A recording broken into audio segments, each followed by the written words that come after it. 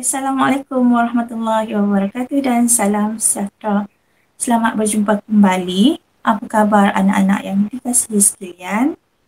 Uh, Pada hari ini kita akan sambung lagi pelajaran yang kamu dah pelajari pada siri yang lalu. Cikgu harap kamu masih ingat apa yang cikgu dah ajar kamu sebelum ini dalam siri pertama dan juga siri kedua. Pada hari ini kita hanya akan mengulang kaji dan mengetahui teknik-teknik bagaimana nak menjawab soalan latihan dan juga soalan peperiksaan. Sesi PDP kita pada kali ini masih membincangkan tajuk yang sama iaitu berkaitan dengan modul 7 iaitu perakaunan kos. Standard kandungan 7.3 analisis titik pulang modal. Cuma berbeza pada kali ini, cikgu akan mendedahkan berkaitan dengan bentuk soalan objektif kertas 1 dan juga berkongsi sedikit berkaitan dengan bentuk soalan struktur kertas 2. Setelah mempelajari ataupun bersama cikgu pada sesi kali ini, cikgu amat mengharapkan kamu dapat menjawab soalan objektif dengan betul dan tepat, dapat menentukan titik pulang modal dengan menggunakan kaedah margin caruman seperti yang cikgu telah pun ajar pada siri yang lalu, dan kamu dapat melakar graf titik pulang modal. Lakaran graf titik pulang modal juga cikgu telah pun ajar kamu pada siri yang lalu. Hari ini kita hanya nak mengulang kaji dan mengukuhkan saja tahap kefahaman kamu berkaitan dengan analisis titik pulang modal. Kita lihat dulu soalan objektif kertas 1. Pernyataan manakah yang menerangkan kos tetap? Ingat lagi tak, pada siri pertama, cikgu ada menerangkan ciri-ciri kos tetap. Jadi bila nampak soalan macam ni, pernyataan manakah yang menerangkan kos tetap, kamu perlu fikirkan apakah ciri kos tetap. Jadi bayangkan kos tetap adalah berkaitan dengan kos overhead. Ia adalah tetap walaupun unit pengeluaran kosong.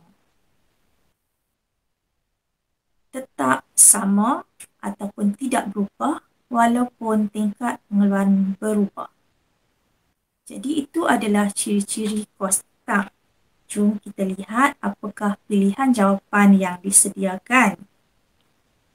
Kos bahan mentah adalah kos tetap.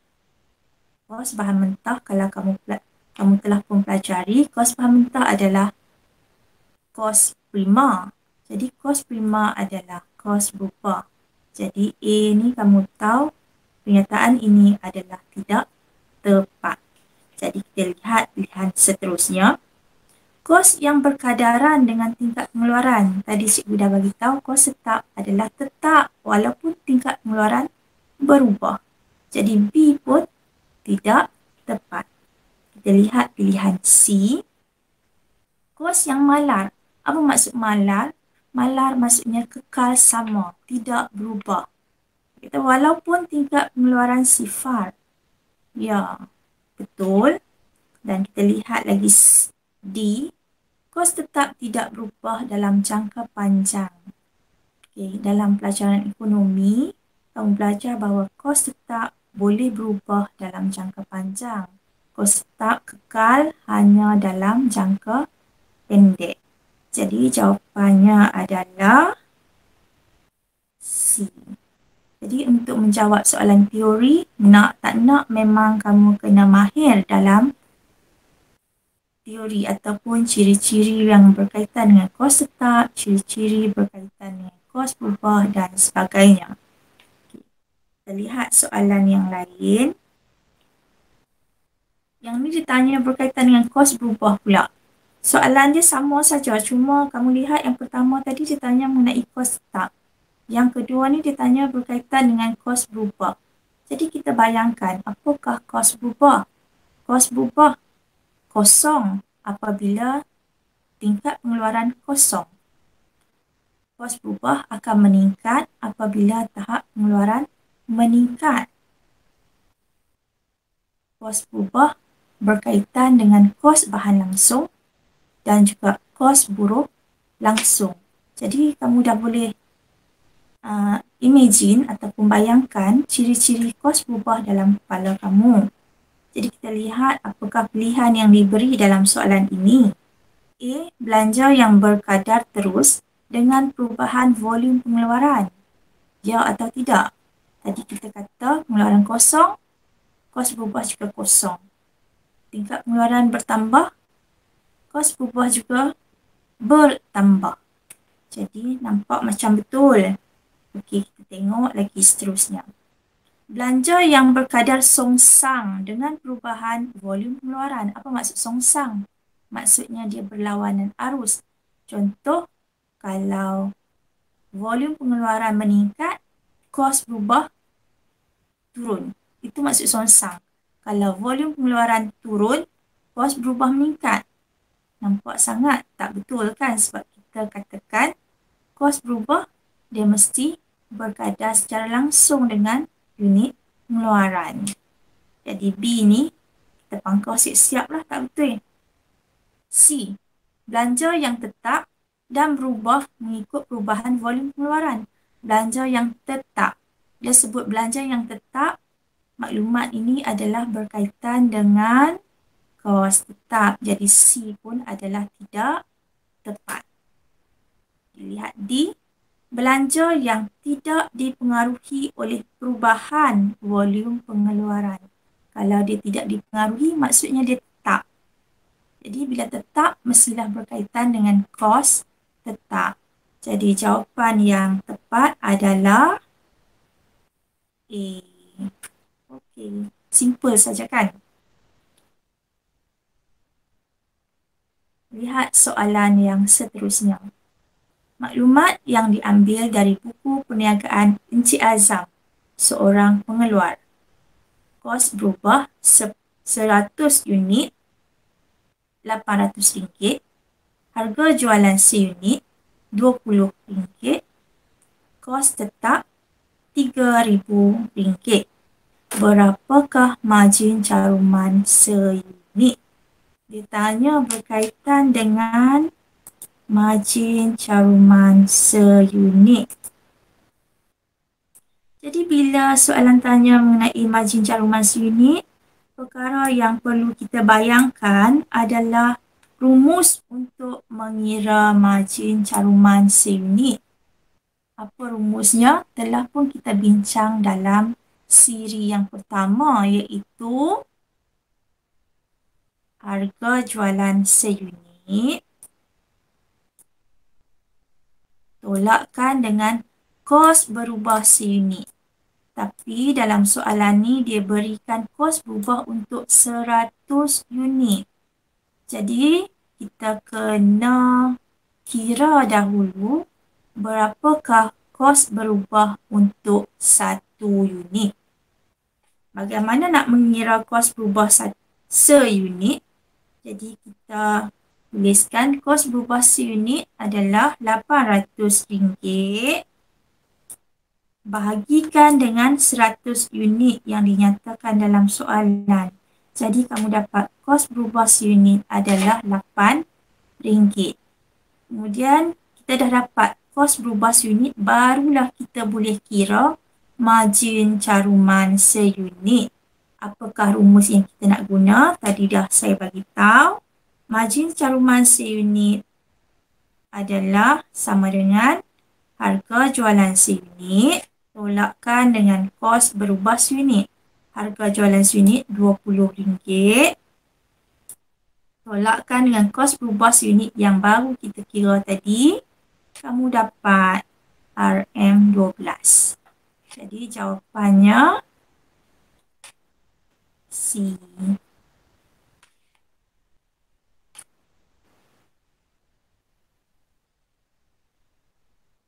Soalan yang seterusnya, menggunakan maklumat yang sama, dia tanya berapakah titik pulang modalnya.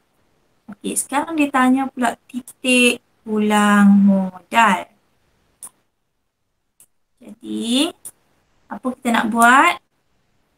Bayangkan apakah rumus titik pulang modal. Ingat balik.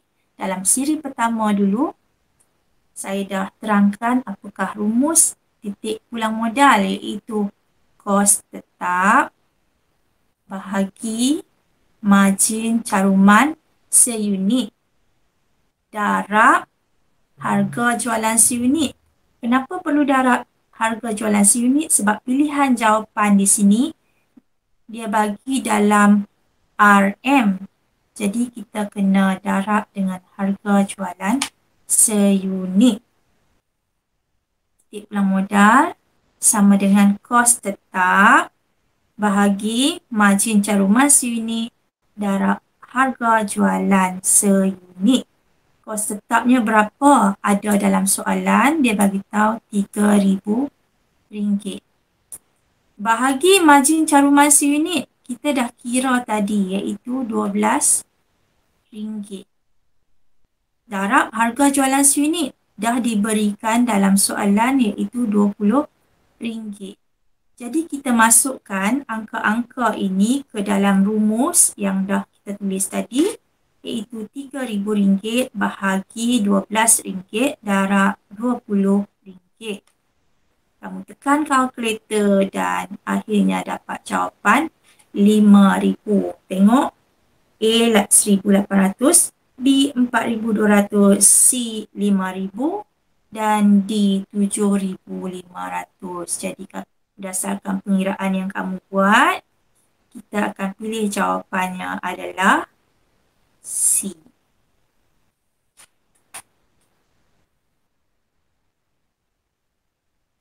Soalan yang seterusnya. Maklumat berikut berkaitan kos pengeluaran kerepek oleh orang desa enterprise. Kos tetap RM20,000, harga jualan RM2 sekilogram, margin caruman RM5 sekilogram. Berapakah titik pulang modal sekiranya kos tetap meningkat sebanyak RM10,000?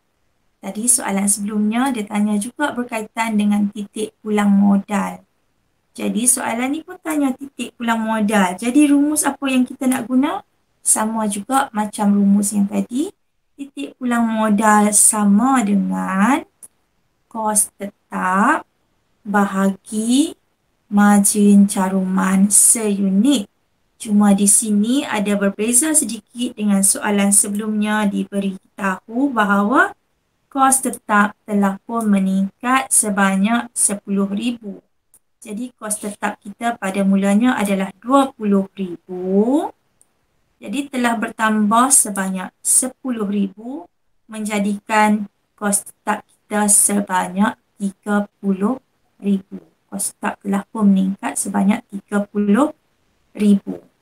Kemudian margin caruman seunit telah pun diberikan dalam soalan. Jadi tak perlu kira dah. Jangan duk tolak pula dengan harga jualan. Tak betul. Sebab margin caruman seunit telah pun diberi. Jadi senang sangat. Masukkan saja angka yang diberi. Jadi kita lihat bagaimana kita nak kira. Titik pulang modal sama dengan kos tetap bahagi margin caruman seunit. Kos tetap asal RM20,000 telah bertambah sebanyak RM10,000 menjadikan kos tetap yang baru adalah RM30,000.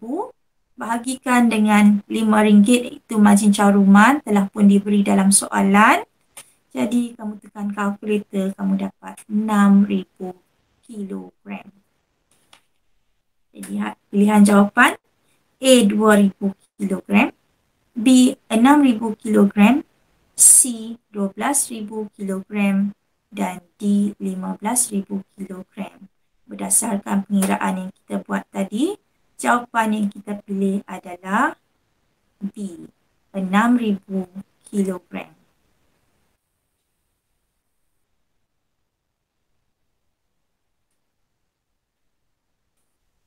Okay, kita lihat soalan yang seterusnya.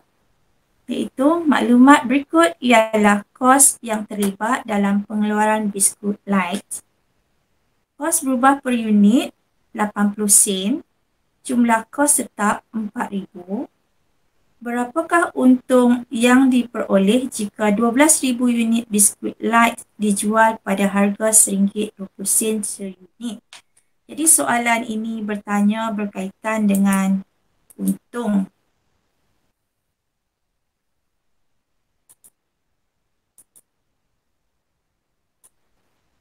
Jadi kita ingatkan kembali apakah rumus yang telah pun kamu pelajari pada siri yang pertama, iaitu untung sama dengan unit keluaran darab margin caruman seunit tolakkan dengan kos tetap. Unit keluaran adalah sebanyak 12,000 unit. Kita dah tahu. Kemudian darabkan dengan margin caruman seunit. Dalam soalan tidak diberi margin caruman seunit, tetapi kita boleh kira berapakah margin caruman seunit, iaitu harga jualan tolakkan dengan kos berubah seunit, iaitu RM1.20 tolak 80 sen. Kita dapat margin caruman seunit sebanyak 40 sen. Kemudian kita tolakkan dengan kos tetap. Kos tetap juga telah diberi dalam soalan. Kita lihat pilihan jawapan yang diberi iaitu A 10,400, B 5,600, C 4,800 dan D 800. Jadi kita masih belum tahu lagi apakah jawapannya. Jom kita kira sama-sama. Untung sama dengan unit pengeluaran iaitu 12,000 unit darab margin caruman seunit iaitu RM1.20 tolak 80 sen dapat 40 sen dan tolak kos tetap iaitu 4,000. Kita masukkan angka-angka yang ada dalam soalan yang saya sebutkan tadi ke dalam rumus, iaitu 12,000 unit darabkan dengan 40 sen iaitu RM1.20 tolak 80 sen tolak RM4,000. Dan kita tekan kalkulator, kita dapat untung sebanyak RM800. Jadi apakah jawapannya? Iaitu D, RM800. Jadi sebelum kamu menjawab soalan yang macam ni, kamu kena ingat betul-betul apakah rumus yang kita nak guna. Nak tak nak, memang kamu kena hafal rumus-rumus yang telah pun kamu pelajari dalam siri yang pertama.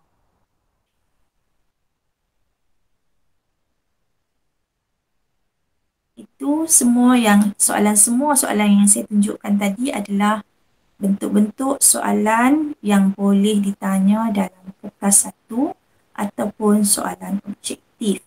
Sekarang kita lihat soalan struktur iaitu soalan kertas 2. Kalau soalan begini, soalannya nampak ringkas dan agak straight to the point, kita panggil agak, kita kata apa, ringkas soalannya. Contoh D, namakan garisan X dan garisan Y dalam graf titik pulang modal di bawah.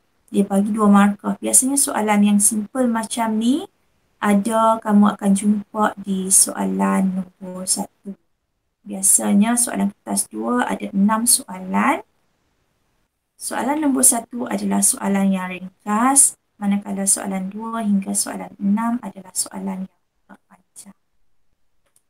Jadi dia tanya, namakan garisan X dan garisan Y. Kita tengok mana dia garisan X. Ini adalah garisan X. Yang ni adalah garisan Y. Jadi garisan X ni, kamu lihat ciri dia mendatar dan selari dengan aksi X. Jadi kita ingat apakah ciri X ni? Mendatar. malar, tidak berubah. Walaupun pengeluaran bertambah, tapi X ni tidak berubah. Banyak turunlah juga. Jadi, kita kata malar tidak berubah walaupun pengeluaran bertambah. Apa tu? Jom kita tengok pula Y. Tengok Y, dia bermula di asalan. Kemudian mencerun naik ke atas dari kiri ke kanan. Ini menunjukkan Y ini bertambah apabila pengeluaran pun meningkat. Apa tu? Tadi kita dah cerita kan? So, jawapannya X dia tetap tidak berubah. Jadi, kita katakan X adalah garisan kos tetap. Jadi, apa Y? Y dia bertambah bila pengeluaran bertambah mula pada asalan. Jadi, garisan Y adalah garisan jumlah hasil. Simple. Terus dapat 2 markah. Senang saja. Kita tengok soalan kertas 2 yang lebih panjang. Hijrah Enterprise, pengeluar minuman kesihatan di Shah Alam, bercadang untuk mengeluarkan produk baharu berasaskan susu kambing berjenama G Energy. Harga jualan satu paket minuman berkenaan ialah RM3. Anggaran kos pengeluaran produk berkenaan adalah seperti berikut. Susut nilai mesin RM1,200, sewa kilang RM800. Susu kambing segar RM1 sepaket. Ini anggaran yang digunakan. Madu 40 sen sepaket. Serbuk coklat 30 sen sepaket. Lain-lain bahan 10 sen sepaket dan upah langsung 70 sen sepaket. Jadi ini maklumat berkaitan dengan soalan. Jadi soalan nak tanya apa? Anda dikendaki menghitung margin caruman seunit. Tanya lagi margin caruman seunit. Tadi pun dah ingat rumus yang kita guna iaitu harga jualan seunit tolak kos berubah seunit. Jadi langkahnya kita kena kenal pasti dulu. Yang mana harga jualan? Okay, harga jualan dah dinyatakan dalam soalan iaitu RM3. Jadi kita masukkan saja di sini RM3 tolak kos berubah seunit. Dalam soalan ini tidak dinyatakan kos berubah seunit. Jadi bermaksud dia nak kamu mengklasifikasi semua kos-kos yang disenaraikan ini, yang mana satu kos tetap, yang mana satu kos berubah. Dalam siri sebelum ni kamu dah belajar kos prima adalah kos berubah, manakala kos overhead adalah kos tetap. Jadi susut nilai mesin adalah kos overhead, jadi ini adalah kos tetap. Sewa kilang juga adalah kos overhead. Jadi ini juga adalah kos tetap. Yang kita nak cari adalah kos berubah. Kos berubah adalah kos prima. Apa itu kos prima? Kos prima terdiri daripada kos bahan langsung dan juga kos buruh langsung. Jadi kita tengok. Susu kambing adalah kos berubah sebab susu kambing adalah bahan langsung. RM1. Okey, kita masukkan RM1. Madu juga adalah bahan langsung. Jadi masukkan 40 sen. Serbuk coklat juga adalah bahan langsung. Lain-lain bahan juga adalah bahan langsung. Dan upah langsung adalah kos buruh langsung. Jadi ini adalah kos berubah. 1, 2, 3, 4, 5. Jadi kita masukkan dalam rumus kita RM1 tambah 40 sen, tambah 30 sen, tambah 10 sen, tambah 70 sen. Jadi kamu dapat RM1 tambah 40 sen, RM1 40 sen, RM1 70 sen, RM1 80 sen, RM2 50 sen. Jadi kos berubah unit kita adalah sebanyak RM2.50. Jadi harga jualan RM3, tolak RM2.50, kamu dapat margin caruman seunit iaitu sebanyak 50 sen. Jadi nak jawab soalan begini, pastikan ada 3 step yang kamu buat. Yang pertama adalah rumus untuk mengira, iaitu harga jualan seunit tolak kos berubah seunit. Selepas kamu tulis rumus, kamu masukkan angka-angka yang ada dalam soalan ke dalam rumus. Kemudian barulah tekan kalkulator dapatkan jawapan akhir. Jadi saya selalu pesan dengan murid saya, kita ada 3 step. Step pertama rumus, step kedua masukkan angka daripada soalan, step ketiga masukkan jawapan akhir. Okey, kita lihat apakah soalan yang seterusnya. Sebelum kita padam dulu tanda yang kita buat tadi.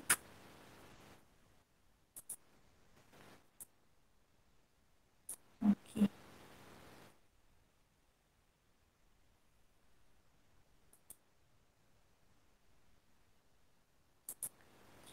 Soalan yang seterusnya, anda dikendaki menghitung titik pulang modal. Diingatkan kembali apakah rumus untuk mengira titik pulang modal, iaitu kos tetap bahagikan dengan margin caruman seunit. Jadi langkah pertama, kita akan tulis dulu rumus yang kita nak kira, iaitu titik pulang modal sama dengan kos tetap bahagi margin caruman seunit. Langkah yang kedua, selepas kita tulis rumus, kita akan masukkan angka ke dalam rumus yang kita tulis, iaitu kos tetap. Kita tengok di sini, kos tetap ada dua, iaitu susut nilai mesin 1,200 dan juga sewa kilang 800. Jadi kita perlu tambah 1,200 tambah 800, kamu dapat 2,000. Margin caruman seunit tak perlu tunjukkan lagi jalan kerja sebab kita telah pun kira semasa kita jawab soalan A1. Jadi tak payah kira dah. Kita terus ambil saja jawapan daripada A1. Kita masukkan angka yang kita kira tadi, 1,200 ambil daripada soalan, iaitu susut nilai mesin, tambah 800 iaitu sewa kilang. Bahagi margin caruman seunit, kamu tak perlu lagi tunjuk jalan kerja sebab dah kira di atas. Masukkan terus 50 sen, tekan kalkulator, kamu dapat 4,000 paket. Kenapa saya tulis paket? Sebab dalam soalan dia tulis paket. Jadi kita ikut saja paket. Berdasarkan maklumat tadi juga, berdasarkan jawapan anda di A yang tadi kita kira tadi, iaitu margin caruman seunit dan juga titik pulang modal, lukiskan graf titik pulang modal pada kertas graf yang disediakan di lampiran A dengan menggunakan skala yang sesuai. Anda perlu labelkan semua garisan pada graf. Okey, untuk tajuk graf titik pulang modal, semua garisan, disebut semua garisan, dia tak habaq garisan apa. Jadi, kamu kena ingat garisan dalam graf titik pulang modal ada 3 garisan yang utama, iaitu garisan untuk kos tetap, yang kedua garisan untuk jumlah hasil, dan yang ketiga adalah garisan untuk jumlah kos. Kemudian selepas kamu lukiskan garisan-garisan tadi, tunjukkan titik pulang modal, iaitu titik persilangan antara kos di antara jumlah hasil dan jumlah kos. Kemudian disuruh kamu lorekkan kawasan untung dan rugi. Bagaimana kita nak melukis graf titik pulang modal? Langkah pertama, kita kena kira dahulu berapakah kos tetap tak perlu kira tadi, kita dah kira sebelum ni, iaitu 1,800 tambah 200 iaitu 2,000. Titik pulang modal dalam unit dah pun kita kira tadi iaitu 4,000 paket. Cuma sekarang kita nak titik pulang modal dalam RM iaitu 4,000 paket. Kamu ambil saja 4,000 paket. Darabkan dengan harga jualan seunit dinyatakan dalam soalan tadi iaitu RM3. Jadi titik pulang modal dalam ringgit Malaysia adalah RM12,000. Bila kamu dah tahu 3 maklumat penting ini, mudahlah untuk kita buat ataupun lukis graf titik pulang modal pada kertas graf. Okay. Lukiskan dahulu paksi X dan paksi Y. Jangan lupa labelkan asalan. Kemudian labelkan paksi Y dengan kos ataupun jumlah hasil RM dalam ribu. Kemudian labelkan paksi X dengan pengeluaran 1,000 paket sebab dalam soalan menyatakan dalam paket, jadi kita label dalam bentuk paket. Kemudian dia kata menggunakan skala yang sesuai. Jadi kamu lihat di sini, titik pulang modal dalam unit adalah 4,000 paket. Jadi kita nak 4,000 paket ada pada skala pada paksi X ni. Kita tak nak dia duduk di hujung-hujung sangat. Kalau boleh kita nak dia berada agak tengah sedikit kertas graf ni. Jadi saya pilih untuk kita letak 1,000. 5 kotak kecil tu kita labelkan sebagai 1,000. Kemudian 2,000, 3,000, 4,000 dan 5,000. Jadi bila soalan sebut sesuai, tak kisahlah kamu gunakan skala macam mana pun. Yang penting sesuai. Jadi petuanya adalah kita lihat pada titik pulang modal dalam unit. Jadi dalam unit ni dia nak 4,000. Kita punya titik pulang modal, jadi saya pilih untuk berada agak tengah sedikit daripada kertas graf supaya graf kita nampak lebih elok ataupun lebih cantik. Kemudian titik pulang modal dalam RM 12,000. Jadi kita lihat di sini paksi Y ni kita nak 12,000, tak naklah dia berada di bawah sangat. Kita nak agak dia berada di atas. Janganlah sampai terkeluar pula daripada kertas graf. Jadi saya agaklah yang sesuai, saya labelkan sebagai 4,000, 5 kotak kecil 4,000, kemudian 8,000, 12,000, 16,000, 20,000. Okey. Selesai kamu melabelkan paksi X dengan paksi Y menggunakan skala yang sesuai, kita akan lukis garisan kos tetap. Kos tetap kita adalah sebanyak 2,000. Jadi 2,000 ni antara kosong dengan 4,000. Jadi 2 kotak setengah. Jadi kita lukislah pada 2 kotak setengah tu. Jangan lupa labelkan sebagai kos tetap. Kemudian kita labelkan 2 ataupun 2,000. Menunjukkan bahawa kos tetap adalah sebanyak 2,000. Garisan seterusnya, kita nak lukis jumlah hasil. Kamu kena ingat, jumlah hasil mestilah bermula pada asalan. Dan satu titik lagi kita tak tahu. Jadi cara yang paling mudah ataupun petuanya, kita lihat pada titik pulang modal. Titik pulang modal kita adalah 4,000 paket. Jadi kita lihat pada paksi X ni 4,000. Kita buat garisan putus-putus. Nampak? Titik pulang modal dalam RM adalah 12,000 di sini. Jadi kita buat juga garisan putus-putus. Nampak garisan putus-putus tu? Dapat di sini titik persilangan antara dua garisan putus-putus. Kita tanda, kita plotkan kat situ. Jadi caranya nak melukis garisan jumlah hasil, kita akan mula garis pada asalan, sambungkan ke titik yang kita plotkan iaitu titik pulang modal. Sekarang kita sambungkan, letak pembaris, kemudian sambungkan. Jadi kamu lihat di situ, garisan menyentuh pada asalan ataupun bermula pada asalan dan melalui titik ulang modal yang kita plot sebelum kita lukis tadi. Jangan lupa label sebagai jumlah hasil.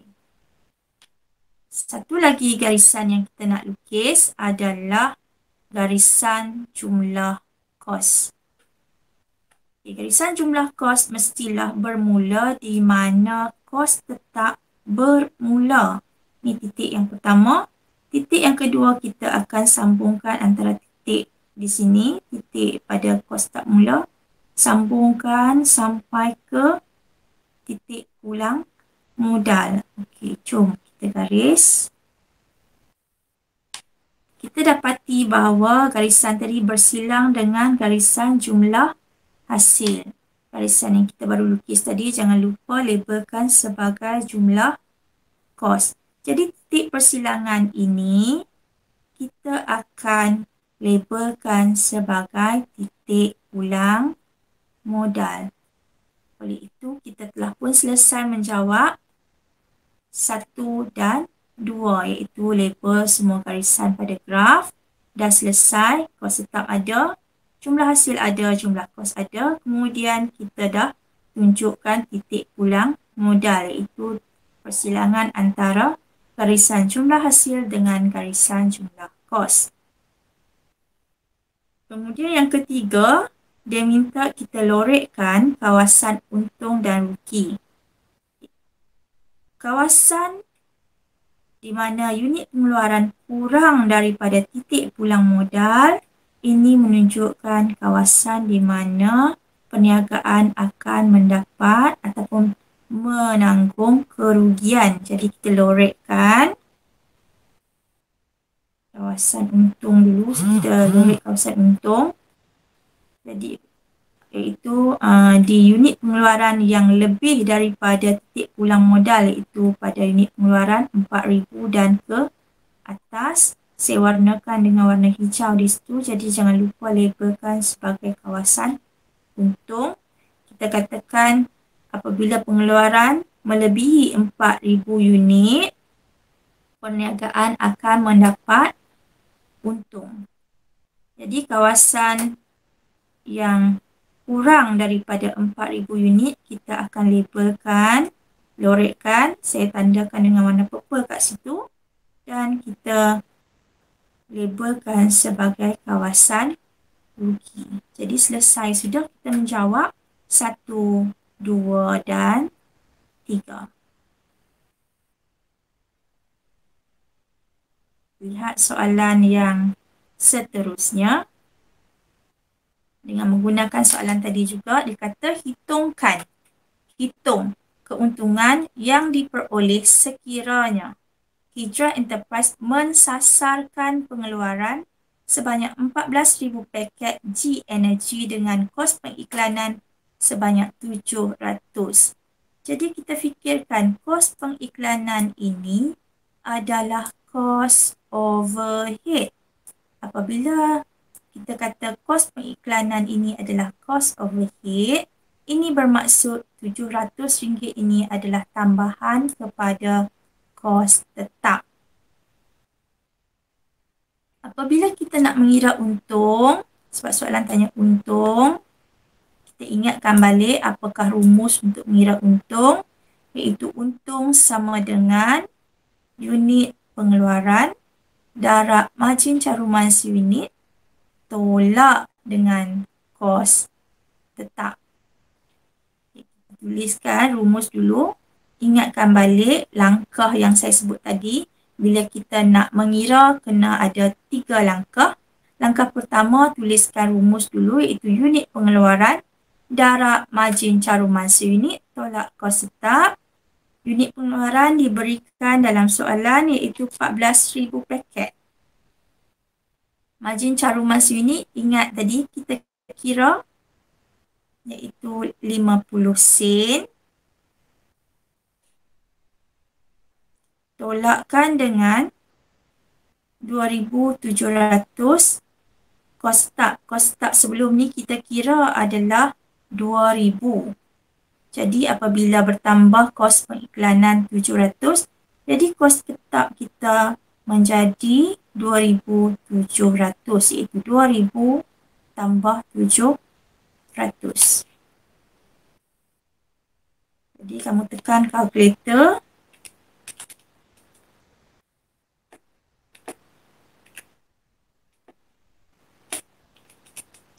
Jadi kamu dapat jawapan RM4,300.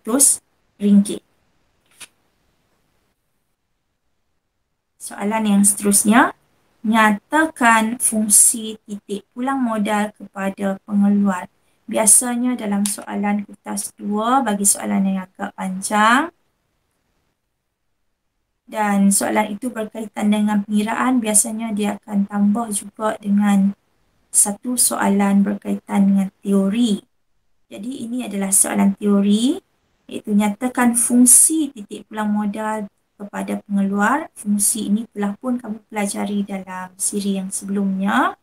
Jadi kita katakan kalau kamu lihat pada jawapan di atas ni pun kamu dah boleh bina ayat untuk menyatakan fungsi titik pulang modal. Kamu tengok di sini, kita menggunakan titik pulang modal untuk tahu berapa jumlah untung pada tingkat pengeluaran 14,000. Jadi berdasarkan situasi ni kita rekalah ayat untuk mengetahui pengeluar dapat mengetahui jumlah keuntungan pada tingkat pengeluaran tertentu. Contoh dalam situasi tadi, pengeluar dapat mengetahui jumlah untung apabila mengeluarkan 14,000 paket. Fungsi yang kedua, pengeluar dapat menentukan jumlah pengeluaran untuk mencapai untung yang disasarkan. Okay, dengan itu, kamu telah pun didedahkan dengan 3 bentuk soalan yang berkaitan dengan tajuk analisis titik pulang modal. Yang pertama berkaitan dengan soalan objektif. Yang kedua, soalan yang pendek untuk kertas 1. Untuk kertas 2, soalan pendek untuk kertas 2 iaitu soalan nombor 1. Soalannya ringkas dan padat. Dan soalan yang agak panjang dalam kertas 2. Jadi ada 3 bentuk saya dah tunjukkan pada kamu. Dan saya amat mengharapkan perkongsian ini dapat memberikan sedikit sebanyak gambaran tentang bentuk-bentuk soalan peperiksaan SPM. Okay, di sini ada sedikit tugasan ataupun latihan yang boleh kamu buat. Sekiranya kamu berminat untuk buat latihan, kamu boleh gunakan pautan yang tertera. Saya tunjukkan sedikit.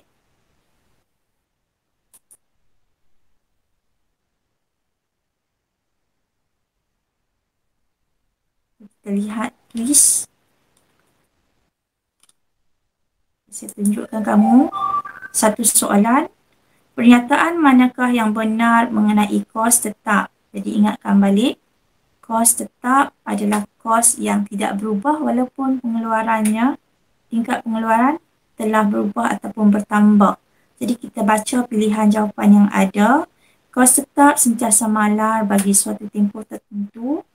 Jadi kamu boleh bayangkan malar maksudnya tetap. Kos tetap dipengaruhi oleh perubahan volum pengeluaran. Ini maklumat ini berkaitan dengan kos berubah, di mana kos berubah dipengaruhi oleh perubahan volum. Kos tetap bertambah secara langsung dengan output pengeluaran, yang ni pun adalah tidak tepat sebab kos tetap tidak bertambah ataupun tidak berkurang. Kita katakan tetap ataupun malar. Kos tetap berkurang apabila output pengeluaran dikurangkan. Ini pun adalah tidak tepat. Jadi kamu nak pilih jawapan apa? Jawapannya A.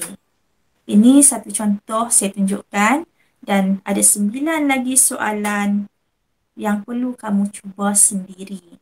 Nanti saya harap kamu akan gunakan pautan yang saya berikan untuk kamu jawab soalan-soalan yang ada dalam game word wall. Kamu cuba soalan ini sebab nampak sangat menarik. Kemudian ada lagi satu soalan yang boleh kamu cuba.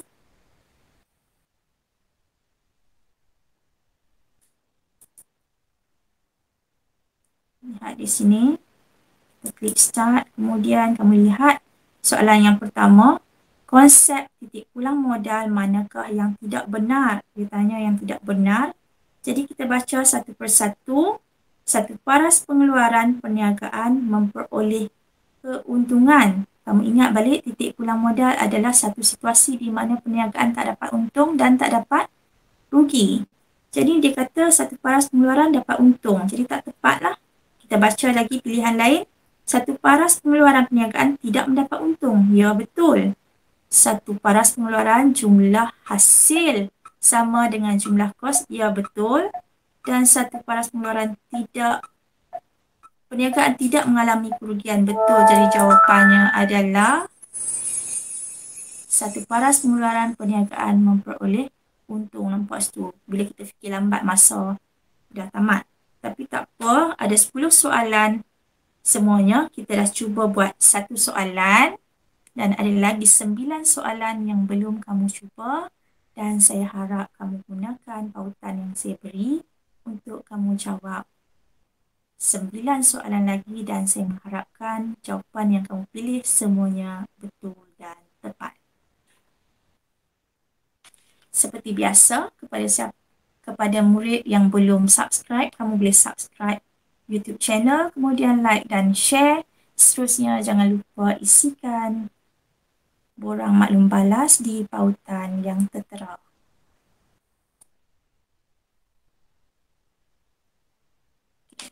Sepanjang perkongsian ini, saya mengharapkan kamu dapat menambah ilmu pengetahuan bersama saya. Dan sebelum saya akhiri pertemuan kita pada kali ini, saya nak kongsi kata-kata ataupun satu mutiara kata lah. Kata pertama pada ayat Al-Quran yang pertama kali diturunkan adalah Iqra, yang berarti bacalah ataupun carilah ilmu. Didiklah dirimu dan jadilah orang yang berpengetahuan. Jadi saya amat mengharapkan kamu sentiasa untuk berusaha menambah ilmu pengetahuan dari semasa ke semasa. Terima kasih dan moga jumpa lagi kalau ada rezeki, dan saya sentiasa mendoakan kamu semua tekun belajar dan terus berjaya. Sekian. Assalamualaikum warahmatullahi wabarakatuh. Bye.